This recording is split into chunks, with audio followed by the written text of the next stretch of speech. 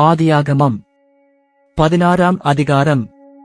ஆபிராமுடைய மனைவியாகிய சாராய்க்கு பிள்ளையில்லாதிருந்தது. எகிப்து தேசத்தாளாகிய ஆகார் என்னும் பேர் கொண்டு ஒரு அடிமைப் பெண் அவளுக்கு இருந்தாள். சாராய் ஆபிராமை நோக்கி, நான் பிள்ளை பெறாதபடிக்கு கர்த்தர் என் கர்ப்பத்தை அடைத்திருக்கிறார், என் அடிமைப் பெண்ணோடே சேரும், ஒருவேளை அவளால் என் வீடு கட்டப்படும் என்றாள். சாராயின் வார்த்தைக்கு ஆபிராம் செவி கொடுத்தான். ஆபிராம் கானான் தேசத்தில் 10 வருஷம் குடியிருந்த பின்பு ஆபிராமின் மனைவியாகிய சாராய் எகிப்து தேசத்தாளான தன் அடிமைப் பெண்ணாகிய ஆகாரை அழைத்து அவளை தன் புருஷனாகிய ஆபிராமுக்கு மறுமனையாட்டியாக கொடுத்தாள். அவன் ஆகாரோடே சேர்ந்தபோது அவள் கர்ப்பந்தரித்தாள். அவள்தான் கர்ப்பவதியானதைக் கண்டபோது தன் நாச்சியாரை அற்பமாக எண்ணினாள். அப்பொழுது சாராய் ஆபிராமை நோக்கி, எனக்கு நேரிட்ட அநியாயம் உமது மேல் சுமரும், என் அடிமைப் பெண்ணை உம்முடைய மடியிலே கொடுத்தேன், அவள்தான் கர்ப்பவதியானதைக் கண்டு என்னை அற்பமாக எண்ணுகிறாள், கர்த்தர் எனக்கும் உமக்கும் நடுநின்று நியாயந்தீர்ப்பாராக என்றாள். அதற்கு ஆபிராம் சாராயை நோக்கி, இதோ உன் அடிமைப் பெண் உன் கைக்குள் இருக்கிறாள், உன் பார்வைக்கு நலமானபடி அவளுக்கு செய் என்றான்.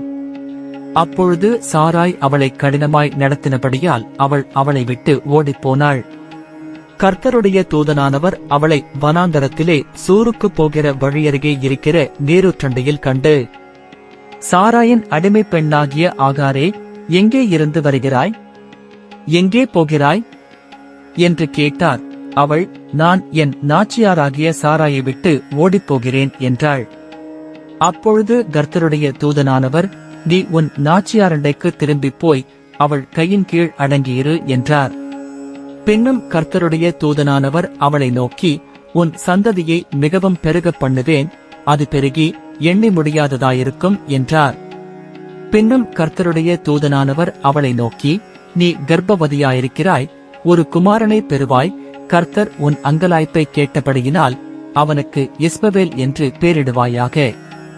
அவன் துஷ்டமிருஷனாயிருப்பான், அவனுடைய கை எல்லாருக்கும் விரோதமாகவும் எல்லாருடைய கையும் அவனுக்கு விரோதமாகவும் இருக்கும், தன் சகோதரர் எல்லாருக்கும் எதிராக குடியிருப்பான் என்றார்.